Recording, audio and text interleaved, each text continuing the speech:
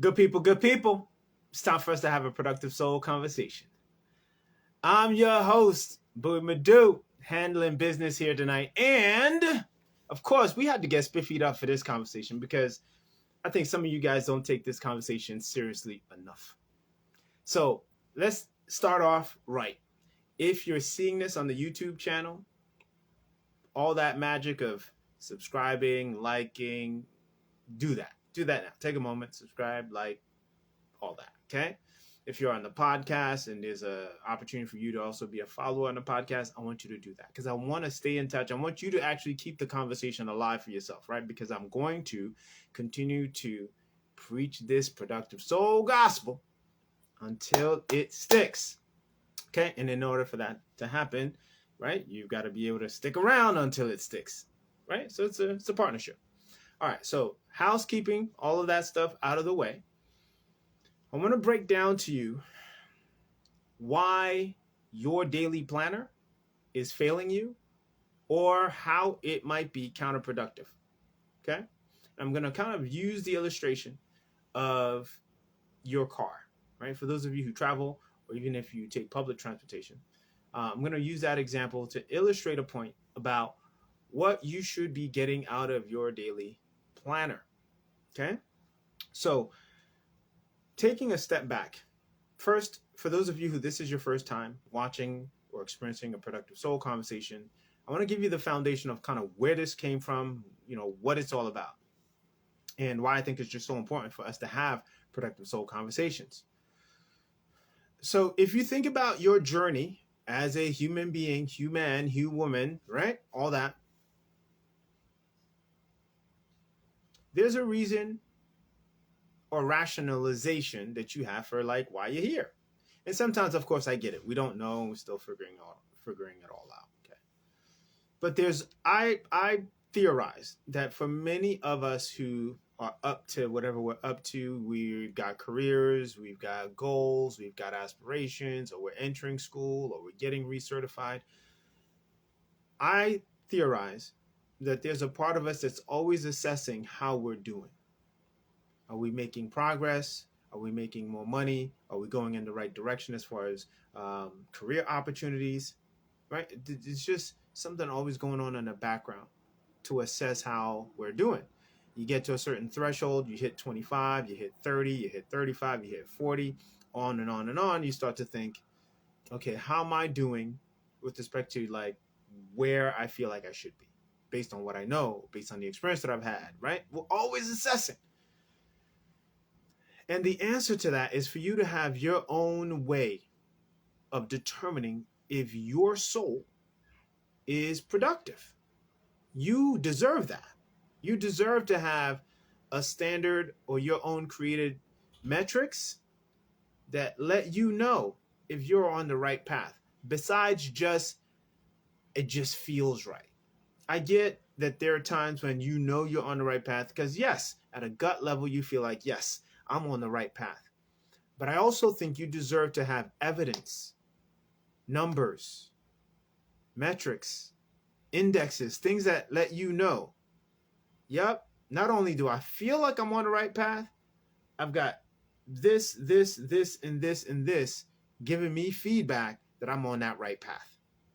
So the productive soul is about giving you those tools and having that conversation and having those sometimes uncomfortable conversations about what it's going to take for you to get to that place of feeling like you're making progress, that you're being productive with whatever your soul's mission is. Clear? All right. Speaking of clear, for those of you who have not tried Clear Rum, KLYR, try some. I am a brand ambassador of Clear Rum, and I would love for those of you who are in the New York City area to consider sampling some of the product that's available sometimes in your local wine and spirit shop or restaurant. So if you have questions about that, I'll leave some information below for you to entertain yourself and learn more about the brand. So back to our regular scheduled program. Our recent, actually, I just need to mention, if you are on the east side of Manhattan or want to travel to the east side of Manhattan, Under the Bridge, which is an authentic Greek restaurant, recently just got their delivery of clear rum. So enjoy that with your meal. And if you love Greek food, of course, that's the place to go. All right, back to our regular schedule program. Productive soul. So today we're going to get between the sheets, as I have been talking about, between the sheets of the 24-hour blueprint, of course. And we're going to address why your productive soul system may not be working, which is AKA your daily planner. Okay. And you might be thinking, well, my planner works. It gets the job done. I don't know how it could be counterproductive. Well, let me give you that illustration that I mentioned a moment ago. Your car gets you from A to B. When you wake up in the morning, you do everything you got to do at home. You got to get to work. You're going to jump into a vehicle. If you only have one car, you're going to jump into that same car every day to and from. It's going to get you there and back. Okay. If you have a couple cars, depending on which one's down, which one's in the shop, okay, you can switch around. But let's just presume you have one car. It's going to get you to where you are now and where you want to be. What do you do with that car? You maintain it. If it's got wheels that need to be rotated, changed, renewed, etc., you know, engine, check engine light on, comes in or comes on. All right, time to go and get it checked out, right? Car's dirty, take it to the car wash. Oil needs to be changed, get the oil changed. Winter's coming, get the car winterized. On and on and on and on. So, the reason why you take so much time and give so much attention to this car is because if you can't use this car, depending on where you live and how accessible public transportation is, you can't go get the kids from school. You can't go and get the groceries. You can't get to work. Whatever other errands you got to run, if you need to stop at the Home Depot or Lowe's, got to stop at the farmer's market, that's not going to happen. Pick up somebody from the airport. Go check out a show. All because the car is broken or in the shop. That car is everything. We take it for granted that it starts when we turn the key in the morning and get to where we need to go and come back. It's everything. So, thinking about your goals and where you are right now, what is your car? And in some cases, I should ask, where is the car, the vehicle that's going to get you from where you are now to where you want to go?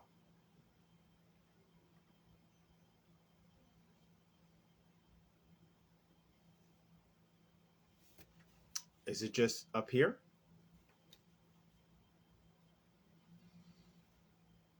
If it's just up here, I think you and I both know that's not the best place.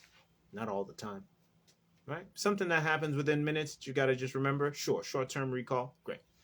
But something that takes weeks, months, sometimes years to execute and follow through on, you're going to keep that all in your head. It's like trying to drive cross country and knowing that you should probably get the car like tuned up before you make that trip, but you just say, oh, no. I know what's wrong with the car. I'm going to keep it all in my head. It's ridiculous. Okay? So, the vehicle is your daily planner. See that? When it's time to move in the direction of the future that you want, you got to pick the vehicle that's going to get you there. And that vehicle lives somewhere. It can live in your head. It can live on the back of a napkin. Live on a Google Calendar, Outlook calendar, whatever the system is, it has to exist somewhere. And wherever it does exist, has to be maintained. The same way that I just described to you, that if your car got the check engine light on, the wheel is wobbly, kind of sputters a little bit, you know that something's up. And so you take the time to pay attention to that. When it comes to reaching whatever the goals or intentions, aspirations, desires, and outcomes that you want, you got to have a vehicle that's going to move you from where you are to there.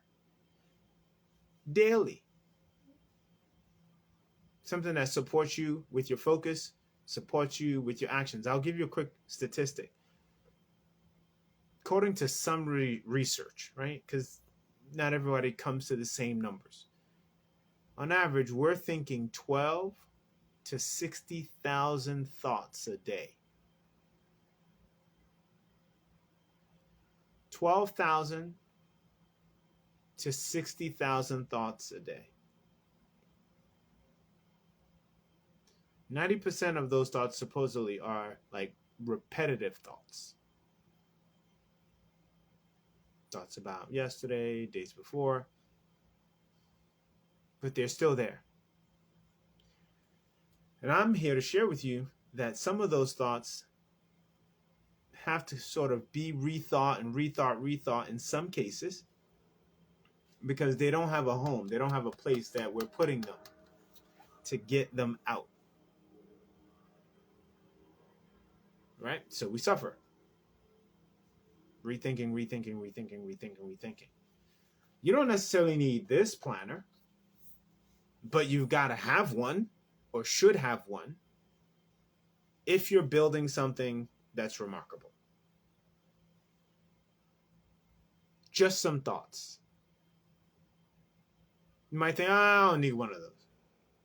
Okay. No problem.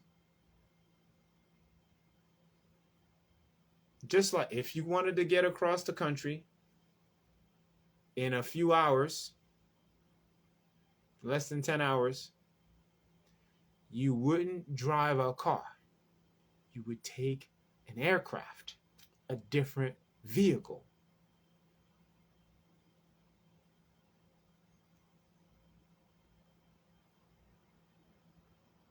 Right or wrong? You want to speed up the time to get from East Coast to West Coast? Take a jet.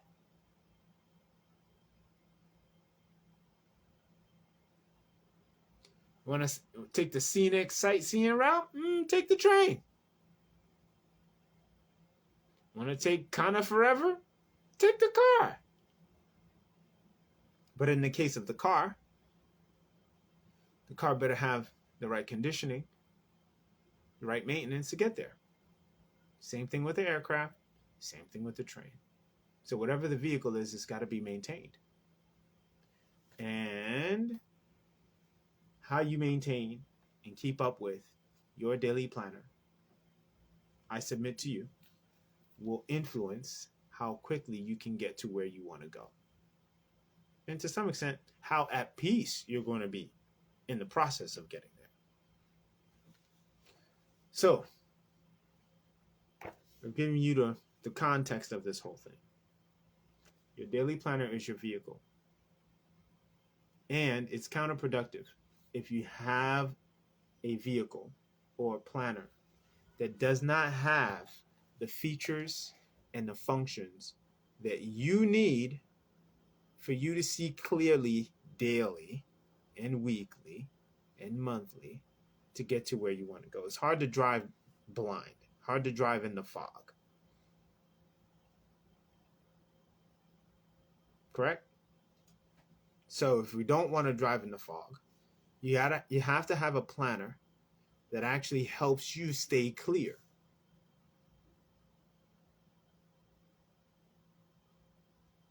So whether that's digital or you have some integrated AI situation, have a daily planner that's going to help you stay clear. Me, I've been obsessed with planners since I could remember back in high school. I think my high school had one that maybe they gave to all the sophomores or something, or I don't know how I got one, but it had the school emblem on one side, logo and all that. And inside it, just had the little spaces for you to write, your blocks of classes and homework assignments and all that. And I just knew I needed one to keep track of all the tens of thousands of thoughts that were going through my brain at that time. I always had brain cloud of thoughts going on. And I needed something to keep my mind clear. And you know what happened? As I did this, I kept running into an issue. I kept running into planners that didn't quite fit into how I viewed either time or execution or activities or whatever it was. No planner ever really got it right for me. So at some point, fast forward years later, I actually started to create my own customized planners in like Excel spreadsheets, believe it or not. True story. Programmed them, especially when I was working as a project engineer. I created like spreadsheets to manage whatever I needed to manage, because nothing in the market really made sense to me. Nothing in the market catered to the way that I wanted to manage and handle what needed to be handled over the course of the day. And I almost would argue that for some of you, you have the same issue. You have the same problem. That's why you can't stick to one. Because every time you pick one up, it's just awkward. It doesn't show you the entire time of the day in a certain way. If it's got like a to-do or task list section, you got to squeeze your writing in there, and it's not enough room.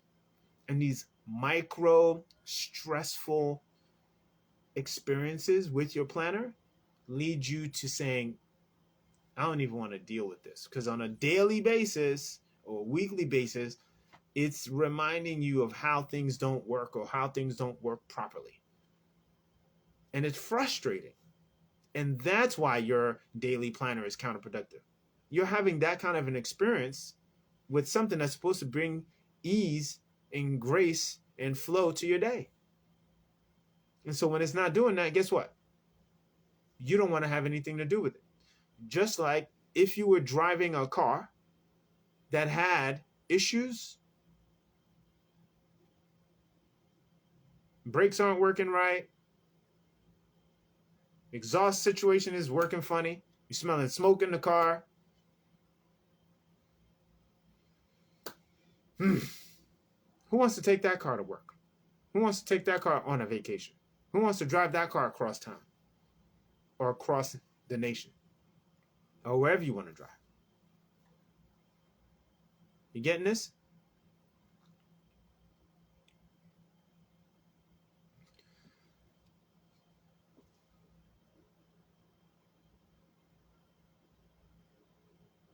There's always this energy inside that feels like there's so much to get done and so much to do. Great things. Sometimes it's, the housekeeping type stuff. Do the laundry, make sure you pick this up at the grocery store, et cetera, et cetera. But there's, things beyond that scope and that range that I'm like, oh man, I can't wait. And I would almost bet you have your version of the same thing or same things that you're looking out and you're saying, man, I can't wait to finish this project. I can't wait to get to a place where I can blah, blah, blah, blah, blah, blah, blah. So many things swirling through your mind, but you don't have a trusted vehicle to help you get to where you want to go.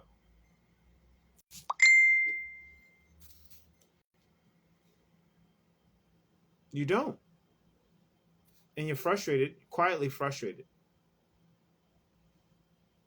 because you just don't have any cues or pathways that you can see that are going to help you, navigate into the future. So, in between the sheets tonight, I'll give you a quick moment to look at one of the features that really made a difference for me when it came to looking at the day. You might not be able to see it on here, but now you can. You can see this red line? See, there's another one. And there's one more. Okay. Same thing on the, so that sheet captures the whole week.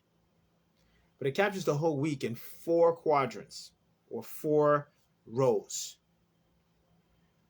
And it might seem like it's not a big deal, but that detail right there was put there because what I personally realized when I was designing this was it's easy to just look at the whole 168 hours in front of you and just get overwhelmed. Without thinking about it, you just are, because you're looking at a blank page with all these boxes. And I broke it up into these rows, highlighted it with that color, so that each person who uses this could see that the day is broken up into 4 quadrants. First quadrant till 6 in the morning. Next quadrant till 12. 12 to 6, and then 6 to 11:59. Your day's broken up into those 4.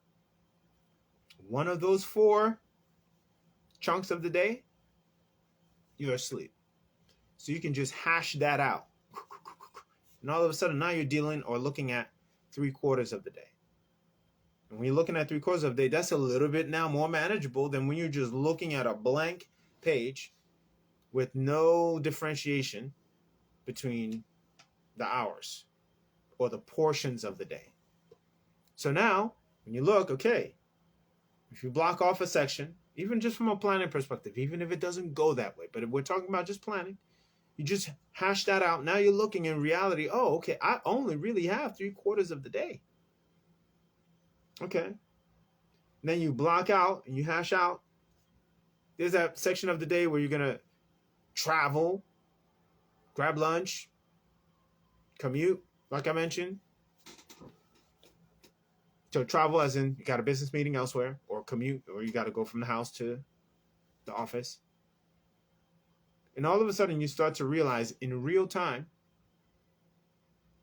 physical representation form, what you're working with on a day-to-day basis. I'm telling you, engaging with your life, right? This is not just about being a nerd and trying to micromanage yourself. It's about having a relationship just the way that you have it with your car. Have to care enough about what vehicle you have to get you to the outcomes that you want. It's just that simple. If you're a master at this, this is not for you. But if you're someone who just can't quite figure out why you can't catch your rhythm, can't catch your flow, we're talking.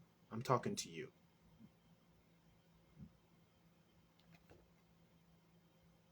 So I just walked you through just a small little feature, small little detail that's in this planner to help me, and I hopefully, of course, naturally expect that it will help you and any user to just start looking at their life differently. This is not about, although it's considered like a time management sort of a tool, it's not about the time. It's about managing the life flow. And managing the life flow in a way that you feel you're in control. You feel that you're running things. And that's where your power is going to come from with determining what your future is going to look like. Okay? There's other nuances and other, tweaks and adjustments, but I'm just walking you through just one little detail that made all the difference for me when it came to looking at a day and feeling hopeful and powerful and knowing and sensing, okay, yeah, I'm about to kick some task today. Okay? So that function, that feature, I should say, breaking down the days by quadrants and having a planner that actually broke down the day like that made a difference for me. Therefore, I included and incorporated that into the one that was designed, which you have the opportunity to get your hands on. Okay?